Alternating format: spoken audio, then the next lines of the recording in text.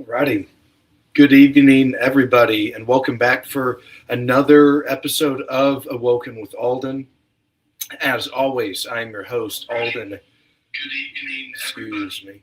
As always, I'm your host, Aulden S. Nance, and we have a big show for you this evening. Our main topic, if you weren't aware, is we're going to be discussing some of the 3.5 million Epstein Files released by the DOJ a couple Fridays ago. And in particular, we're going to do a historical little breakdown and timeline of Jeffrey Epstein's connection, what it means for our politics, what it means for the world, and what it means for us as well as citizens. So if it's your first time on the live stream, would love if you hit that subscribe button on YouTube. You can also check us out on Spotify. If you can watch the live stream on Twitch and X as well. After the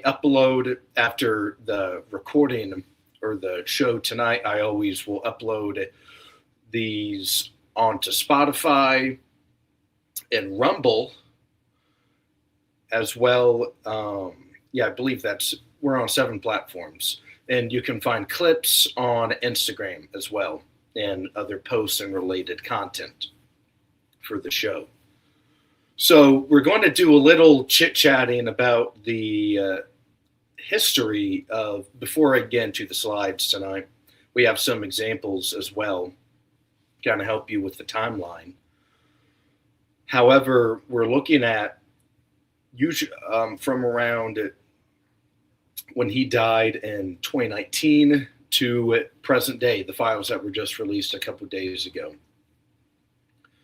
And let's kind of think about when we're looking at these big famous people, big famous stories, controversies, and whatnot, who benefits, why, who are they related to, what does that mean for other people and societies and countries and the people impacted in the investigation and scandal and whatnot.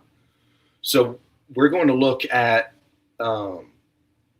Mr. Epstein's, really, who benefited from this. And let's take a step back. We know he's just this guy from New York. Good evening. Here, let me get the chat on the. Perfect. Okay. Good evening, Beth. Thank you for joining the stream tonight. Alrighty, so we're looking at Jeff's kind of his social circle a little bit, and why is there so much attention to this case? We know there's a lot of sick people on Earth. Stuff related to this happens far too frequently, unfortunately, when it comes to abusing girls, abusing women, abusing minors, taking advantage of people. So back to the original question, like who benefited and like why is all this stuff happening? And you have all of these famous people or people that are well connected, finance, athletics, government, other sectors of the economy. A lot of weird stuff going on, for sure. And it's really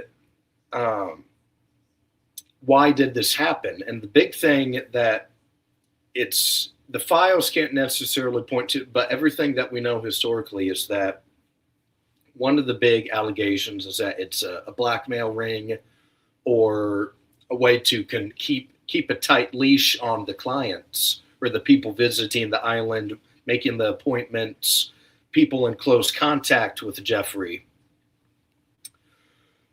And the women, so let's take a look at the women or their role in it, and girls even, I should say as well.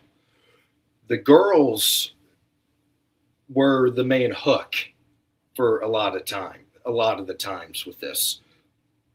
But how did he get the girl? How did this old guy get the girls? That's where Ghislaine Maxwell comes into play. This is where she's going to be introduced as well. That's just a little rough timeline. But if you're from Evansville, for example, the women, they're the magnets to the party. If you go to Bud's, or it's not Chasers anymore, it's shut down, it changed names. But if you go to either of those bars, usually a lot of the times good looking women are let inside the bar without cover charge, stuff like that, right? They're usually the magnet to get other people into the bar, men in particular. And that's kind of the same deal here with the island, is that you have already famous people, but then Epstein can advertise it as we have women under a certain age, or young women as well. And these people attending the parties, maybe 40s and their 50s or older. And he doesn't have to disclose they're under 18. He just has to say young women. And that's a magnet to get them there. And once they're there, all of the cameras on the property, now they're in the trap, right? So now he has the leverage over all of these people in particular. And we're going to be looking into that tonight. So here, I'm going to pull up the guy here.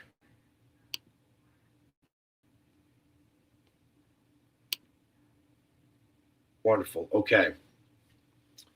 And we're not just talking about maybe someone with a couple $1 million. We're talking about presidents, people of major worldwide corporations, some of the largest companies on planet Earth. Some of these people are alleged to be involved. I want to make that clear. The files, I'm not wanting to point immediate.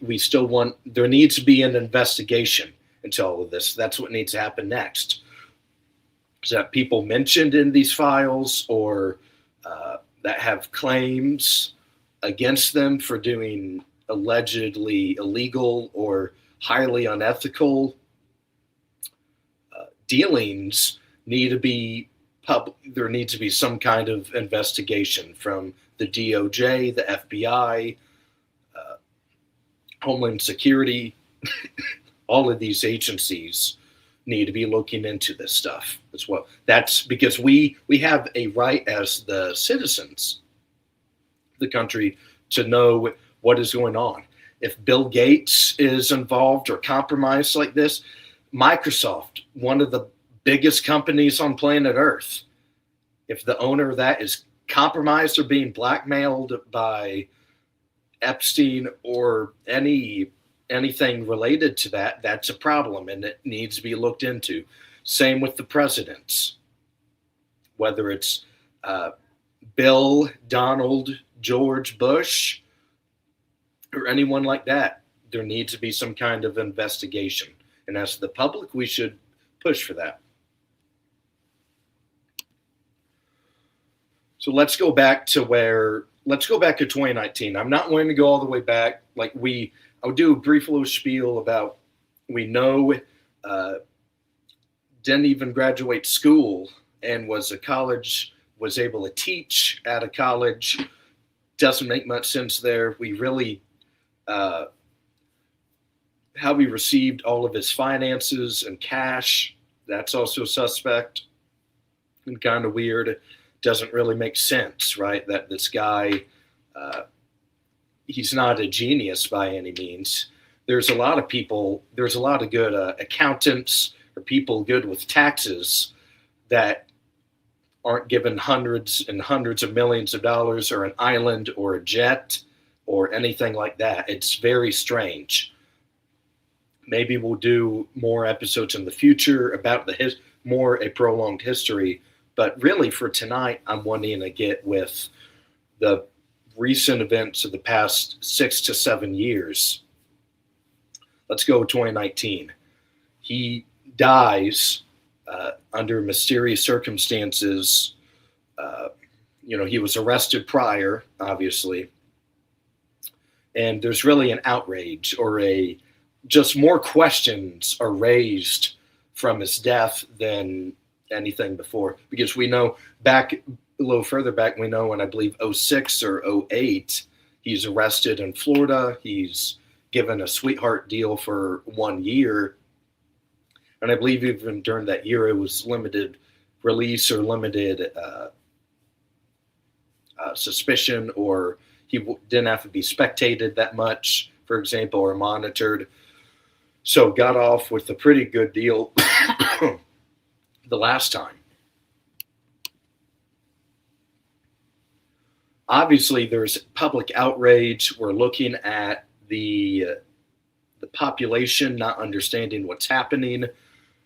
All we really know is that there's all of this shady dealings going on. No one can really, as I said earlier, we have a right to know what happened.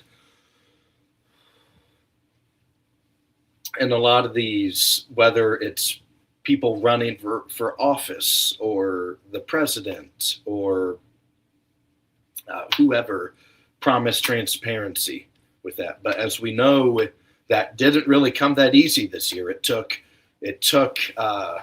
was kind of the cast of characters on SpongeBob pushing the city when Patrick suggested to move the city. It took a lot of effort from a lot of people to get this done because there was a lot of resistance for this information to be released of what we even do have right now.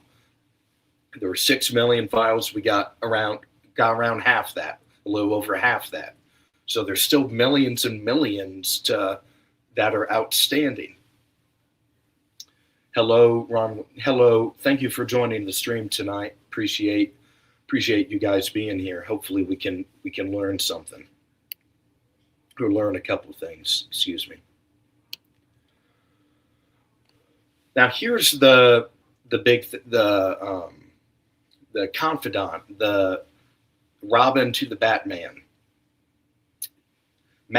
Ghislaine Maxwell is seen as a pretty key figure in this entire thing. We know she's still living, at least as of the beginning of this stream, and that I believe she transferred to a prison in Florida several months ago or something like that. She's in 21, 22, case happens, is convicted, given 2 decades in prison. And we're looking at a lot of, to where she was, we'll read a document here in a second, but she began building trust with these young girls and women, groomed them into visiting the island and then performing acts, inappropriate actions on the island. And here's kind of what she did. Let's say there's a young one, maybe they want to get into modeling. And she can say, we'll come to the island, we'll help you out, maybe training or give you tips or advice or fashion advice, whatever it was. And, oh yeah, Jeff, he likes to be massaged. We'll compensate you financially if you give Jeff a massage. That was his thing. That was his, he was obviously a very mentally ill individual, but that was his thing that got him going. He liked being massaged by these young girls and young women. So like, we'll give you money, just massage him. And maybe the first or second time, nothing really crazy happened. Maybe it was just a massage. Maybe even clothes were still, all all parties had clothes on, etc. And the women and the young girls were like, okay, well, this is strange, right? This is something that's not normal by any means, but it wasn't the craziest thing in the world or that I've seen in history. So they got their money, they go back home, and they're like, okay, they're reached out to again. Then maybe the third or fourth time there's some kind of an escalation, for example. Not wanting to get particularly graphic, but you can just kind of in your head, you can kind of play the story. The more times they visit, right? Okay, so we're going to pull up the press release from the DOJ, and we're going to read a lot of it together, and it's going to provide a lot of context, I believe, for you. So here we're going to pull that up real quick.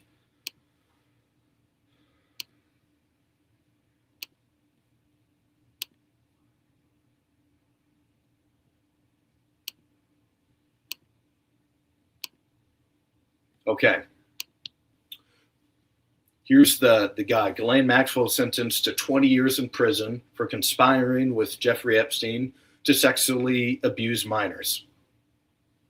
June 20. So this is summer of 2022. This is just a couple months before the 22 midterms. This is halfway through Joe Biden's presidency. Around them.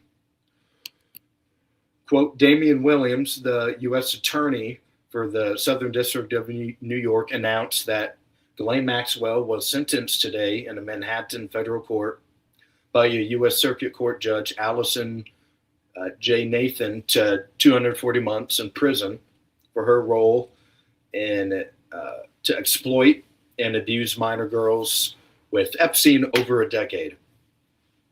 Previously found guilty in late 2021 of conspiracy to entice minors to travel to engage in illegal sex acts, conspiracy to transport minors to participate in illegal sex acts, transporting a minor to participate in illegal sex acts, and sex trafficking conspiracy and sex trafficking of a minor.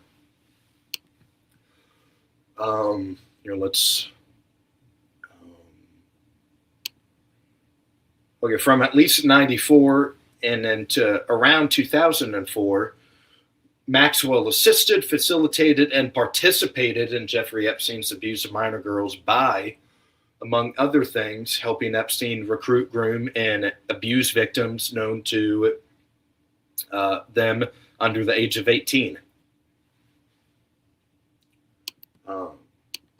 Right, and as I kind of mentioned earlier, Maxwell was the starter for, it wasn't just immediately about giving Jeffrey a massage. It was, oh, how's school going? How's mom and dad doing? What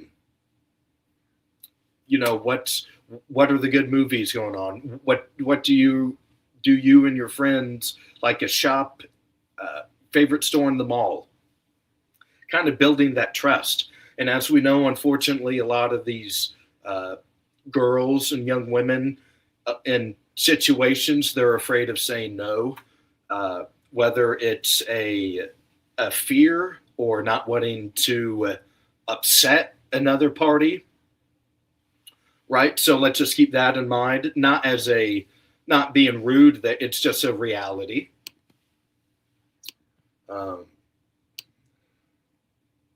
As Maxwell and Epstein intended, grooming behaviors left minor victims vulnerable and susceptible to abuse by Epstein.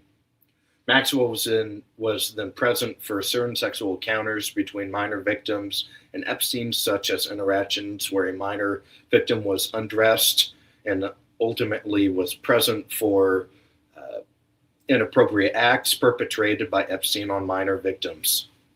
That abuse included sexualized messages during which a minor victim was fully or partially nude, as well as group sexualized massages of Epstein involving a minor victim where Maxwell was present. In some instances, she was a part of the abusing.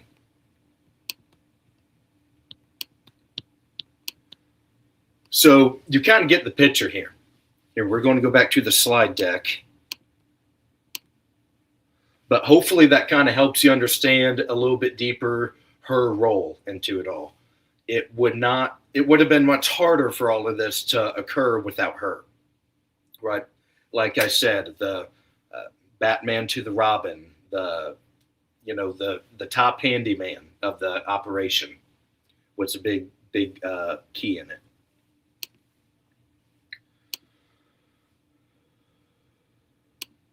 So now we're going to go to a lot more recent times.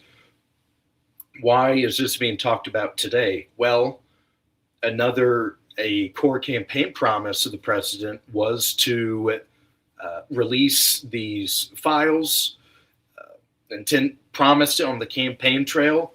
If you're a follower of right-wing political media, you also know that Kash Patel and Dan Bongino also kind of campaigned on it, or at least said on conservative podcasts that if they were ever in a position of power, they would do all they could to ensure transparency and that these files would be released to the public, expressed their own personal interests in the case.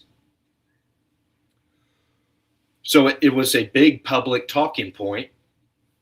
Multiple people that were at the time or to be future members of the Trump admin also ran on it, in particular Bongino. And we're looking at, okay, now there's a critical mass of public support for this. A lot of people are paying attention to it, and they want to understand what's happening with this.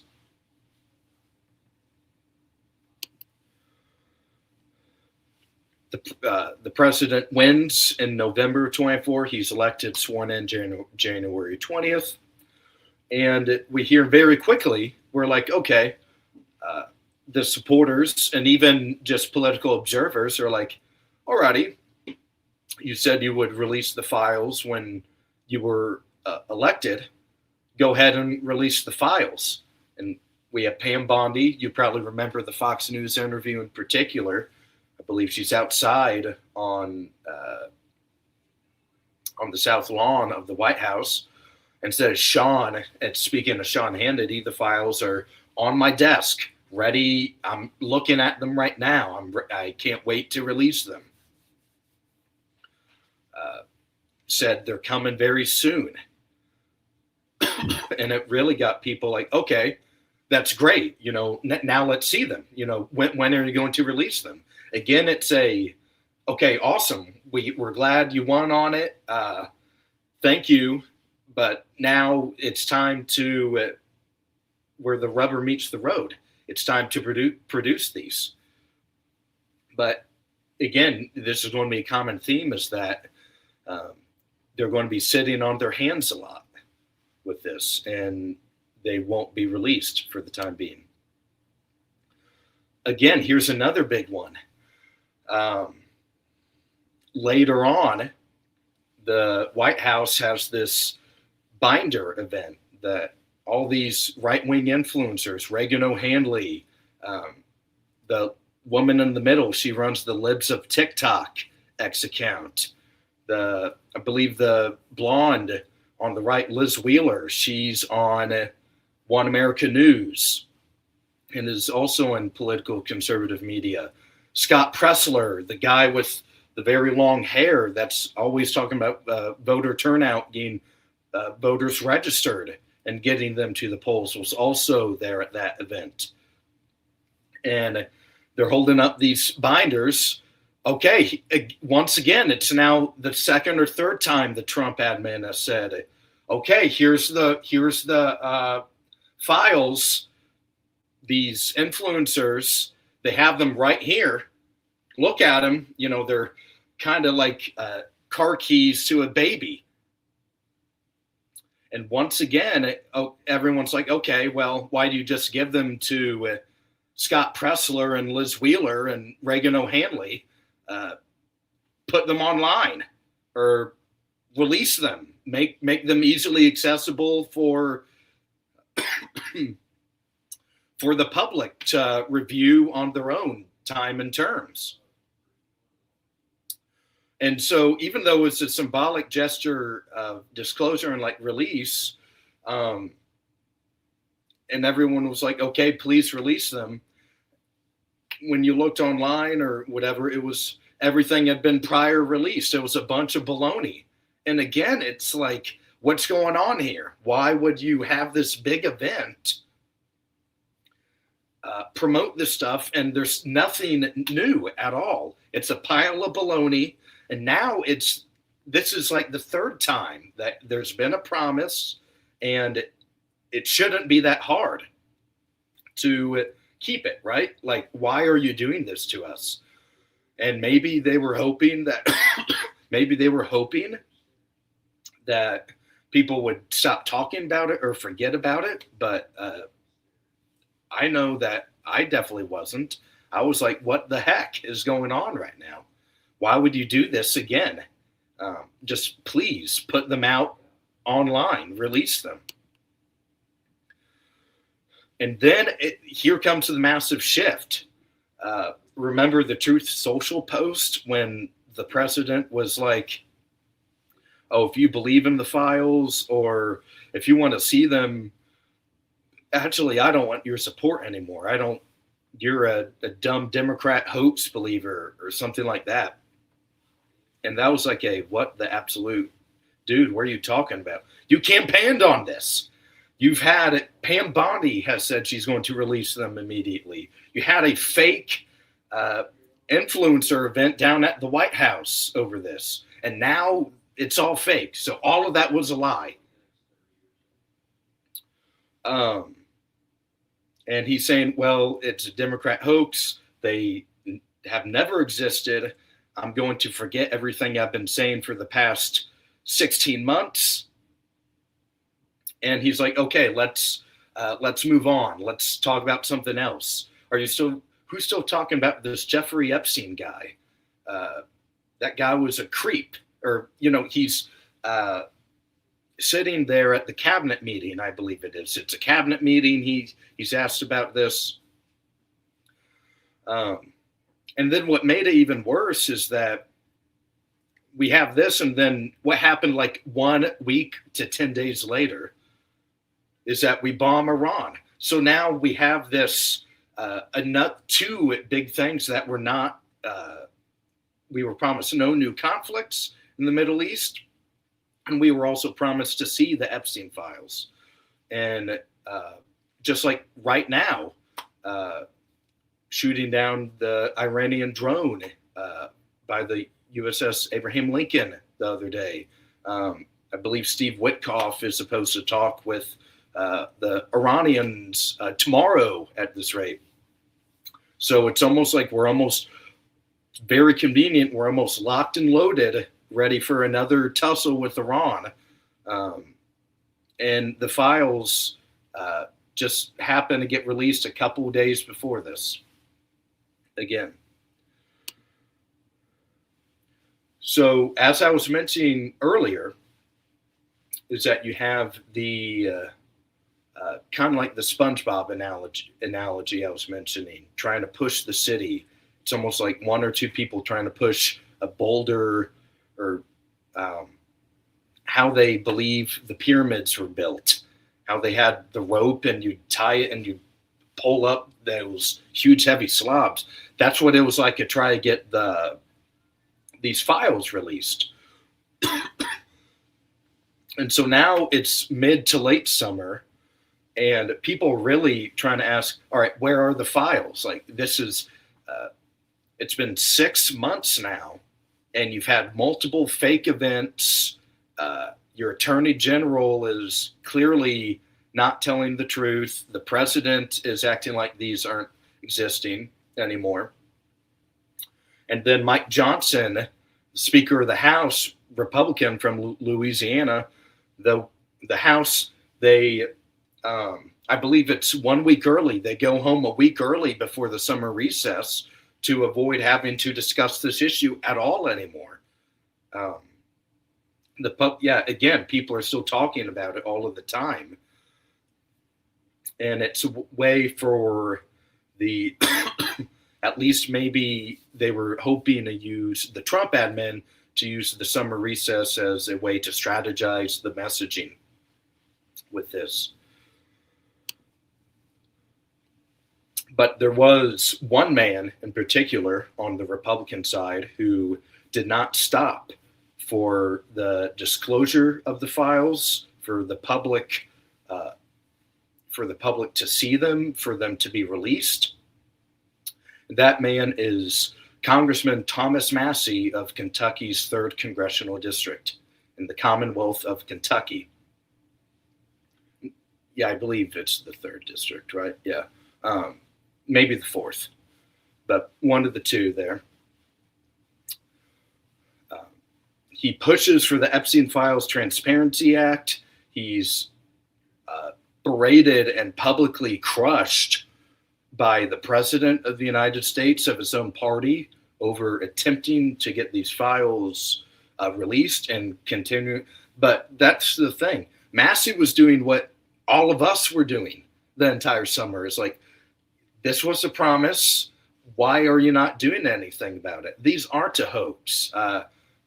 We know Maxwell has gone to jail. Who did she traffic? Or who did she traffic these young women to? And no one else has been arrested. So she did it just for him? I don't believe so. Just for Epstein? No. So now we have a member of Congress not afraid of the president, getting after it on a daily basis. But this also proved that, like you, if you're watching this, you're probably like me. We have influence in our votes, but other than that, we don't have political power. Unlike Thomas Massie, we can't call subpoenas. We can't vote on legislation. We can't impeach people. We can't. There's a lot of powers that we don't have that he does, and that a lot of other members of Congress do. And he was our voice during this. He was highly representative of our concerns. And actually, this is kind of slightly off topic, but that's me and the Kentucky congressman together at an event around the same time, actually, in the late summer or early fall, even last year. And I expressed my gratitude to him and thanked him for his efforts, thanked him and his staff for their efforts and willing to take these blows from the president. And I'm sure big donors and the speaker and I'm sure a lot of other congressional Republicans and people in the White House were not particularly happy with the congressman's efforts. So just wanted to give a personal shout out and a thank you for Congressman Thomas Massie.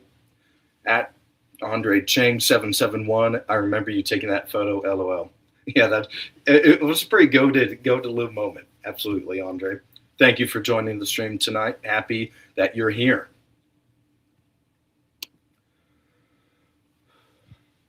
The Epstein Files. So here's another thing about the Massie thing is that it took, for the longest time, it was Thomas Massie, and then Congresswoman Nancy Mace of South Carolina as the second member, Congressman Lauren Boebert of Colorado as the third, and then Congresswoman Marjorie Taylor Greene of Georgia as the fourth. It took 4 Republican members to go along with all of the Democrats for the files to even be released. And then once the Trump admin and Johnson and the regime saw the writing on the wall, they took a step back and like, okay, all the Republicans, now you have permission to vote for it. I believe almost all of them did, except Clay Higgins of Louisiana. So just one guy. So the Congress eventually had to give up on it. They had to vote for the Transparency Act. In the 2026 release, that we're going to be looking at a couple of these documents here in a moment. These, they're released to the public following this big time pressure from Massey. But it's not everything, right? We know there's 6 million files, a little over 3 million have been released thus far. Just a brief preview of what we're going to be looking at. Court filings, emails, depositions, a lot of photographs, meeting planning by Epstein's assistants and secretaries, helping famous people get in touch with Jeffrey Epstein, to whether it was going to one of the parties or just trying to get lunch with him or attend some event, attend a fundraiser with him. And just want to say beforehand, these are right now, why we need the investigation is because these are just the documents. We cannot, people that are listed in them doesn't necessarily mean there's wrongdoing or they're guilty of anything. Just want to put that out there just for everybody to just kind of remember, is that it may look very bad for maybe more people than others, but we also want to kind of keep track that not everything is final as well with these. Just a quick little review of the timeline is that it took one man from Kentucky for this conversation to happen. That's what it took. And it's just think of the resistance he had to get through. Donors, President of the United States, the House Speaker. I'm sure a lot of internal, particularly with the other three Republicans, Marjorie Greene is not a member of Congress anymore. Now, there was some other stuff going on with that, but, kind of suspicious timing all of a sudden. And we're just looking at a long little timeline there. Is that understand? That's why I wanted to build out the timeline for you. Is that now you know how we got to where we are this given moment. And we'll have to see in the future if, and hopefully when, the remaining documents and files are released to the public.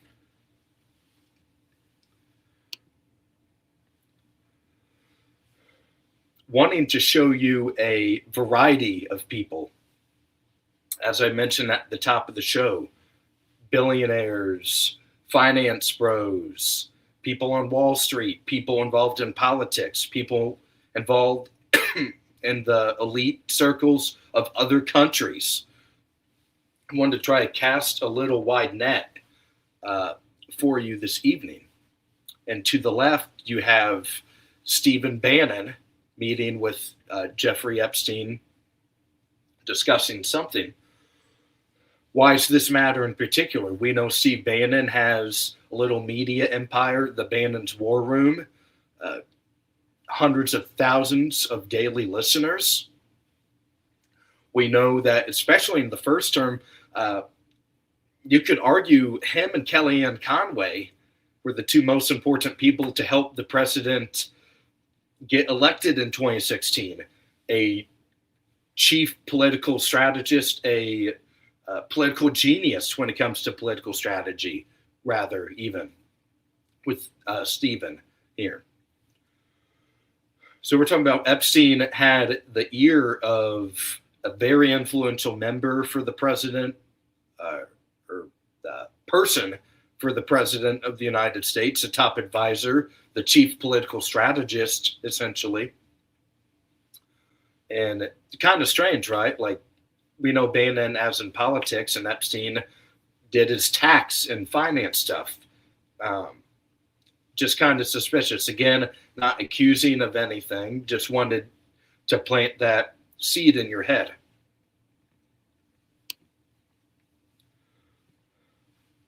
Political figures from the other political party. William Jefferson Clinton the 42nd president of the United States. We know had an extensive and deep relationship with Mr. Epstein. Lots of photographs, emails, public perception. And something that I want to get, I know a lot, this is, we are on the show, we are right wing. However, we're just want to remind everybody is that it wasn't, don't let James Comer and House Republicans just make it about Bill and Hillary Clinton to you. As I mentioned, other people on the right wing were involved in this, other people in the center. Don't let, when I talk about the political paradox before, remember is that it's one big club and we're not in it, right? So we want to be thinking critically about sometimes not everyone is looking out for us when it comes to that, even if they have similar political beliefs or beliefs about this or that or whatever. So just keep that in mind. But again, Bill Clinton, Epstein had the ear of the chief executive of the most important human being on planet Earth. That's pretty important, right? Not just this one. We know he's at least had some kind of a relationship with the incumbent president of the United States and other political leaders as well. So I can make this a little larger. Let's see. Here, I'll just kind of remove myself from the screen for a second. But here's an email from the world's richest human being on planet Earth. And again, just can't verify. That's why there needs to be an investigation, but at least recovered by the FBI and the DOJ, a part of this investigation, is that at 6:07 a.m. on Christmas in 2012, Elon's asking, do you have any parties planned? I've been working to the edge of sanity this year. And so once my kids head home after Christmas, I really want to hit the party scene in St. Bart's or elsewhere and let loose. The invitation is much appreciated, but a peaceful island experience is the opposite of what I'm looking for. Again, isn't that just a little weird to be saying that? And Epstein responds, you are welcome to stay or just come for the day. Plenty of room. I will send a helicopter to get you.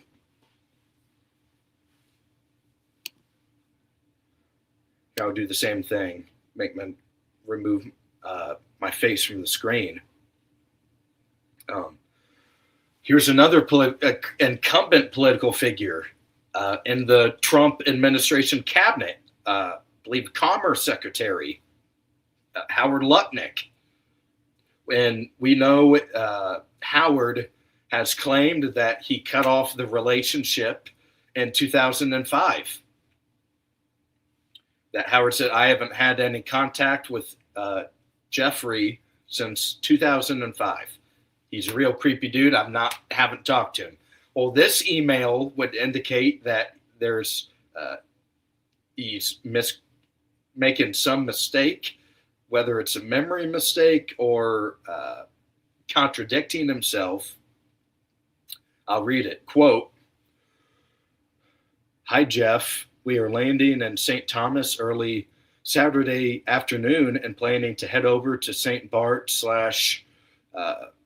Angolia on Monday at some point. Where are you located? Open parenthesis, what is exact location for my captain? Close parenthesis, question mark. Does Sunday evening for dinner sound good? I have another couple, open parenthesis, Michael and Marcy Learman, close parenthesis, with me on my boat. And each of us has 4 children, 2 16-year-olds, 2 14-year-olds, a 13, a 12, an 11, and a 7-year-old. Thanks, Howard. So that's a little strange, Howard. You told us that you cut off the relationship 7 years prior.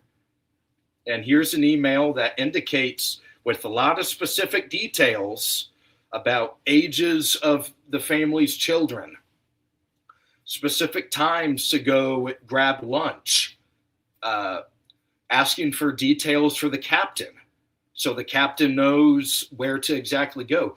That would be a lot to make up, right? Again, we need the investigation. I'm going to emphasize that a lot with these emails, but that's a little strange to be to write and send that email, right? And just for clarification, this was sent to an assistant, Leslie Groff, an assistant for Epstein. But you know what I mean? Like, yeah, Leslie sent it to Jeff Epstein, right? Just a little clarification for you. Okay, we're going to do the same deal here. And Steve Tisch, you may not know this individual.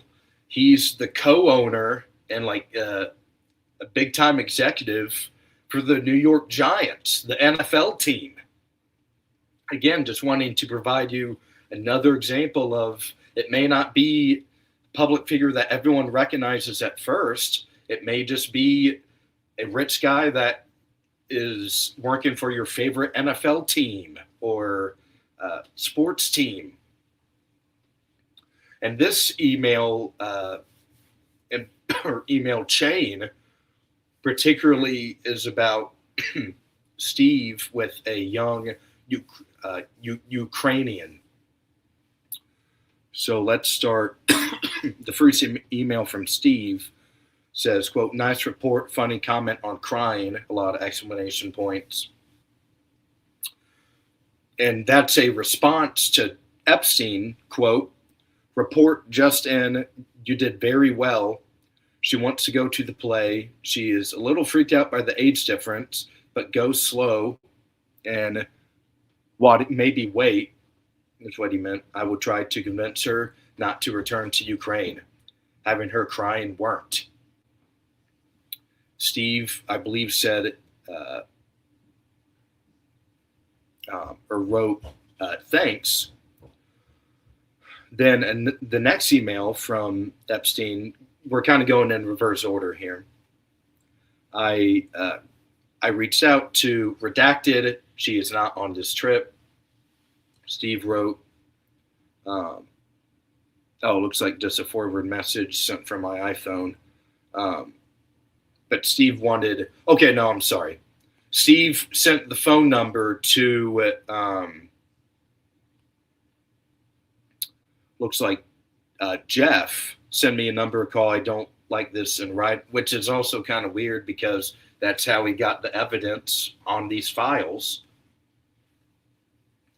And also used, if you look at the top right corner, thanks, Jeffrey, curious to know about Redacted.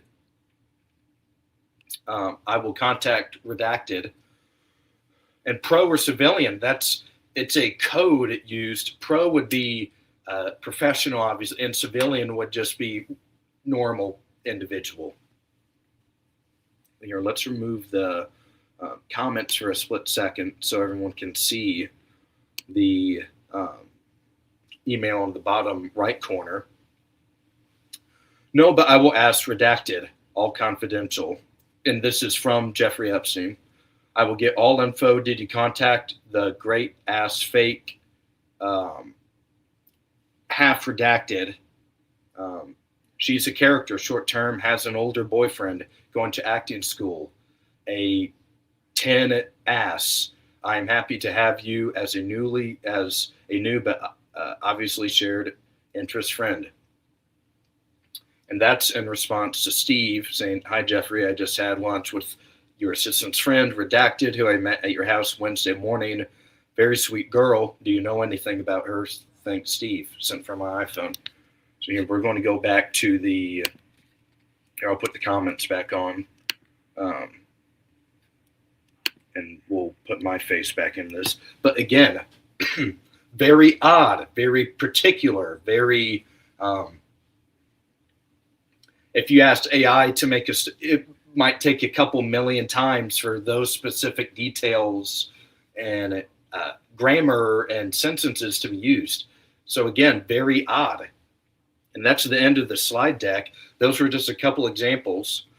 But we know a lot of other people who have been mentioned, including Bill Gates, other political figures like Prince Harry. You've probably seen the photo of Prince Harry.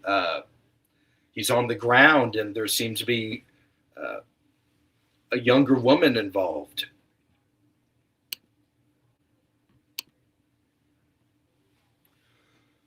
So again, just wanting to a little recap of what we've been talking about this evening is this is a very extensive and large thing. And now let's kind of go to the why with this, right? We're looking at all of this stuff is happening, right? Owners of sports, co-owners of sports teams, presidents being involved, big people that are now in the cabinet for the president. At Brad Harrell, R4T, Sicko Freaks, Johns needs to be exposed and arrested. Yeah, very odd stuff. And as I mentioned, the women, that was to the blackmail part, to get the client stuck. Once the actions have been, once the celebrity or finance bro goes to the island and there's some email record talking about an experience with a minor or intimate details about a minor, stuff like that, now they're trapped into it. And there are legit questions on was Epstein intelligence for whether the United States or Mossad or another country? Who, why did they do this? What's the, if you have this big blackmail operation, why, what's the end goal? Is it just to have control over the elites, like keep them in check?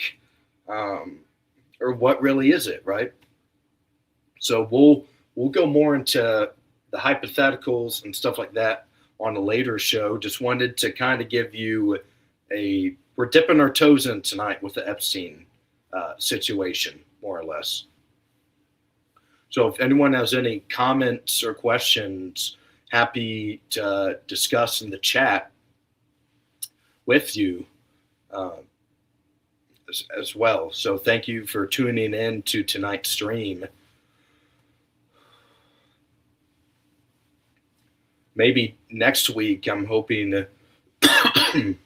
Reason we didn't have show last night is had a prior obligation needed to meet.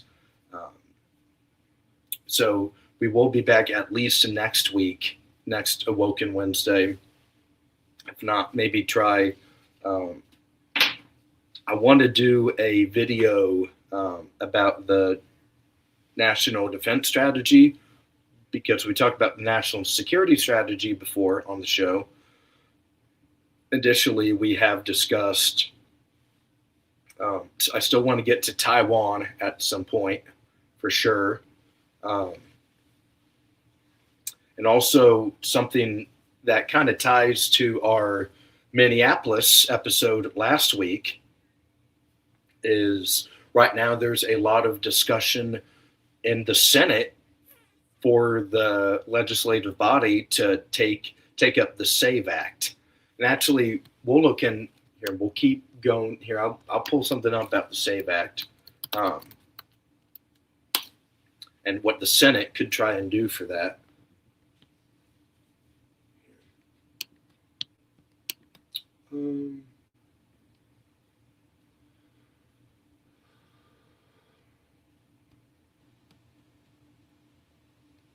Let's do this Fox.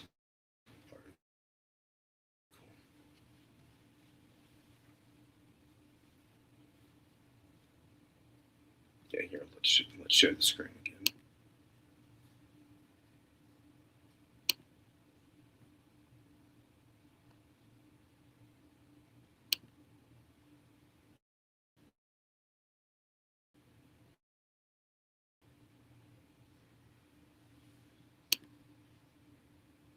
Apologies for this. It's not being super cooperative.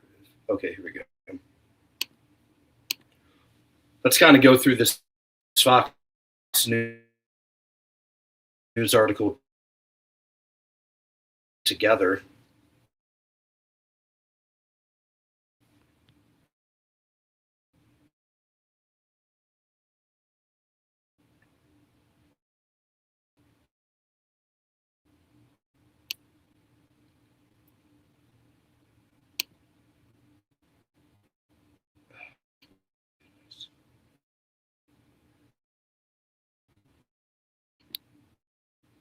Now it's just kind of being a pain. It could. Yeah, my frame got a lot slower. We're going to try it. Maybe see if there's a better article.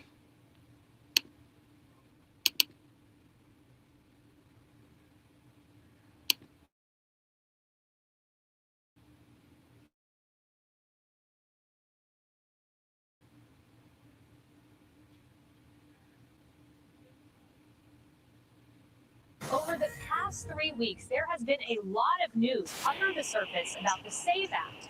This is a bill to safeguard our elections and require proof of U.S. citizenship before voting, among other provisions.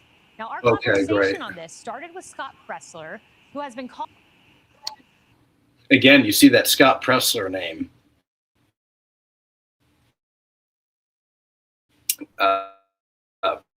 We talked about him. Again, those names I'm under release at the White House, telling you about like trying to become awoken. Those names, Reagan O'Hanley. We'll find out the name of the TikTok lady or Libs of TikTok lady. Liz Wheeler, Scott Presler. Start realizing who these people are and who else they're associated with. Scott Presler being talked about this.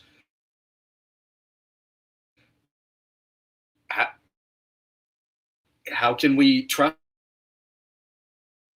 him in the future now, right? Even though he was a pile of crap at the White House a couple weeks or several months ago. So just keeping that in mind.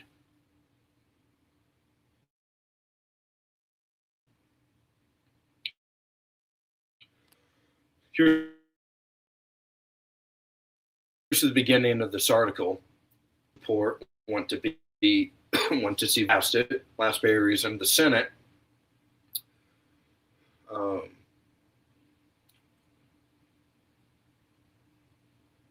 And again, a timeline that I failed to mention during the timeline is that remember how Dems, and we just had the longest government shutdown ever, 45 days.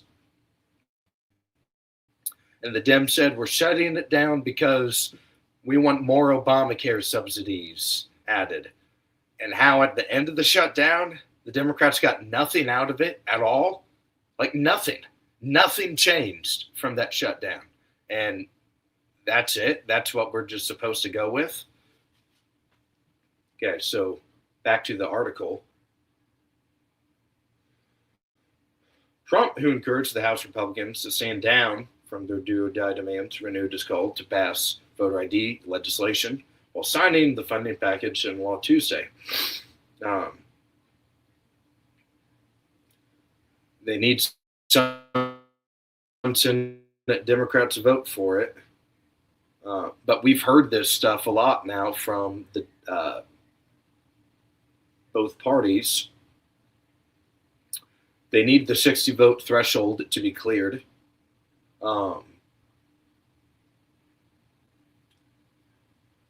Let's keep going.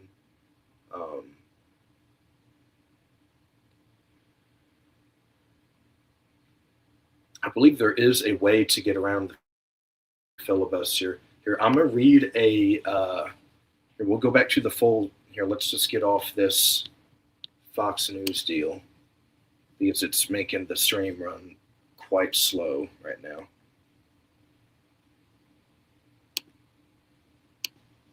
But I have a text message to read, texted in by a fan at a little while ago. And I will read it to you here. It's about the SAVE Act in particular. There has been significant discussion around the SAVE Act and calls for Leader Thune to bring it up for passage.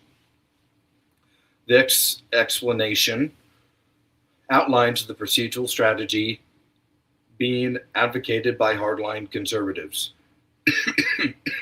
When the House passes a bill, the Senate Majority Leader may choose to invoke the rule XIV. Under this rule, a House passed bill can bypass the committee process and be placed directly on the Senate's legislative calendar for floor consideration.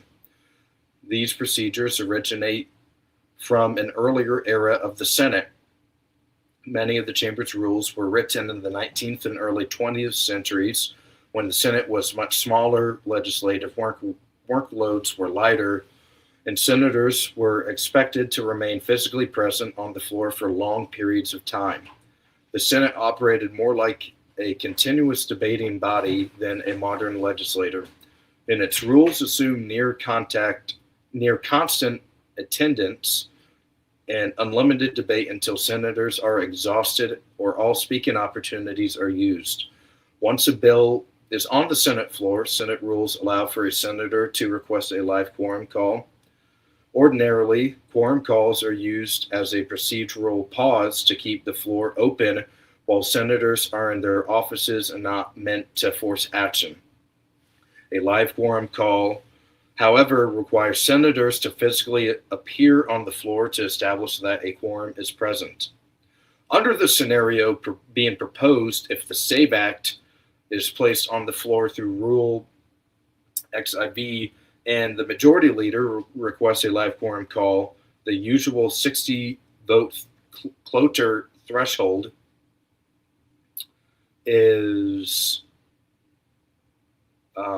would not apply. Instead, once a quorum is established, the Senate would proceed under rules requiring a 2/3 vote with senators present and voting for passage. After quorum is confirmed, the bill would be read on the floor. Senate rules then allow each senator up to 2 speeches on the measure. Once every senator who wishes to speak has used both opportunities, the Senate must proceed to a final vote. This process can consume extraordinary amounts of time and is where some of the longest filibusters in Senate history occurred. In the 1960s, segregationist senators used these rules to delay civil rights legislation. One senator spoke for more than 24 hours straight, I believe Strom Thurmond of South Carolina. And collectively, opponents consumed nearly 2 months of continuous floor time. Once all speeches were exhausted, the Senate was required to proceed to a vote under its rules, and the legislation ultimately passed. Hardline conservatives are now urging Senate leadership to revive and use this historically rooted procedure to force consideration and passage of the SAVE Act. All right, so very long and thorough message. Hopefully you kind of understood a little bit of what's going on there. So we'll be talking about the SAVE Act here, whether it's next week or even sooner. Saturday, I will be out again. I'm going to do another live stream of an anti-Iranian incumbent regime protest every Saturday, this group will meet and they'll walk on the mall and voice their opposition to the Khamenei and the mullahs in Tehran. And then Monday, if Bill and Hillary Clinton are still testifying in the House, I'm going to go to that as well. So a couple immediate things for your schedule that we'll be doing in the next several days. But if anyone, I'll leave the floor open for another minute or so if you have questions about the Epstein controversy or situation and the timeline. Would love to hear from you. And just a reminder, if it's your first time on the live stream or you're listening to this at a later date, please subscribe to the YouTube channel. Additionally, we're also on Rumble, Spotify, X, Instagram, Twitch, and Facebook as well. You can find us on all of those 7 platforms. Please like and subscribe and follow all of them for up-to-date content and updates. I always try to get have a question from G Money for EVA 2024. had class tonight, just joining now. Can you recap what you covered? Absolutely. We did a timeline of Jeffrey Epstein's since his arrest and death in 2019 to a good chunk of the photos and emails just released by the DOJ and the FBI a couple days ago, a couple Fridays ago. Additionally, we really covered the campaign promises made by the Trump admin and other people in the cabinet that promised transparency.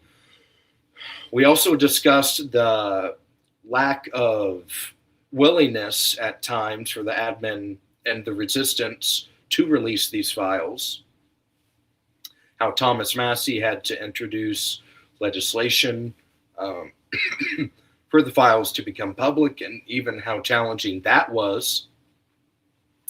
And then we got to where that bill ultimately passed, and a lot of these files have now since been released. We still have millions to go, though. So who knows what's going to be, what these next little over maybe 3 million files left will have to do. Maybe it will give us, but these files released, again, there's a lot of more, not many answers, a lot of questions.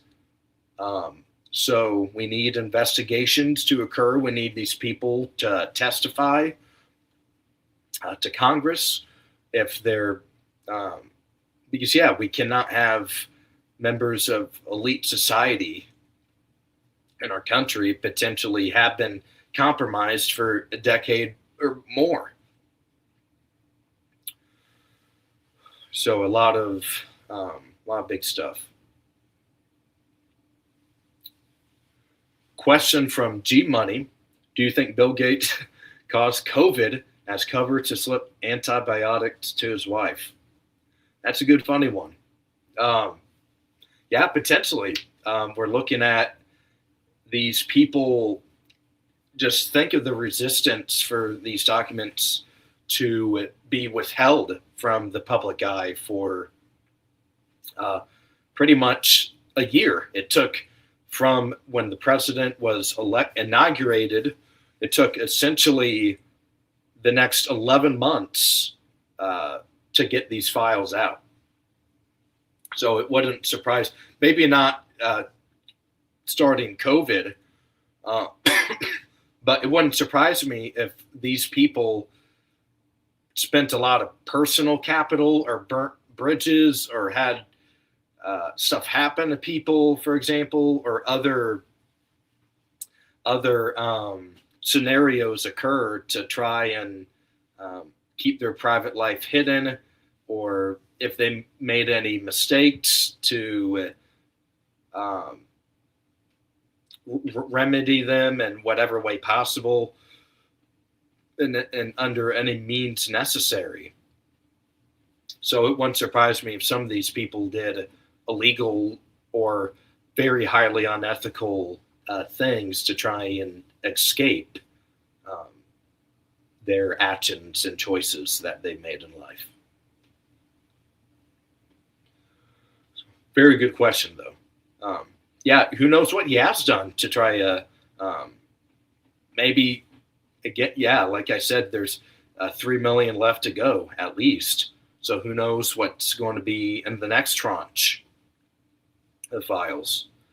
But the big takeaway tonight is that we all need to be calling for investigations.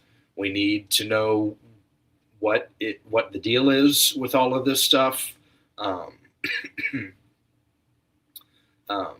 If the level of these people being compromised, maybe they were just a little bit compromised or fully compromised or whatever. But this is a pretty serious deal. I just want everyone to understand that this is no small matter at all. Excuse me.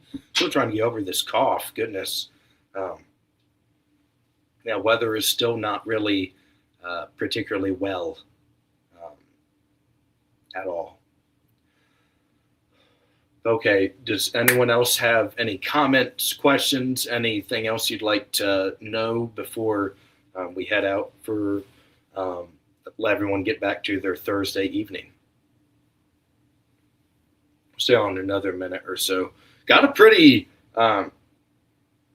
very happy, I'm always happy with all of the audiences, but we had a definitely by far the most live number of viewers for a show. Cracked 30, a little over 30 a couple times. So yeah, once this gets really big, one day you'll know that you were at the beginning of something very special and incredible. And that's the idea, right? Is that I want this to have all of these episodes basically have a talking encyclopedia in myself, where whether it's Yemen or the Epstein Files or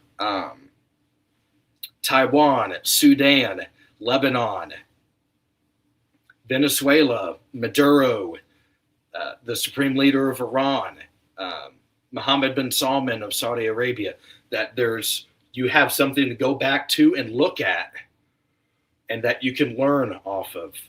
And then one day when maybe something happens or there's a position for that I can get the mass awakening together, once we unlock more people's minds together and grow the Awoken, and to where we're talking about now we have millions of people a part of the Awoken community, then we can have serious political play in the country, and that determines the future of it, right?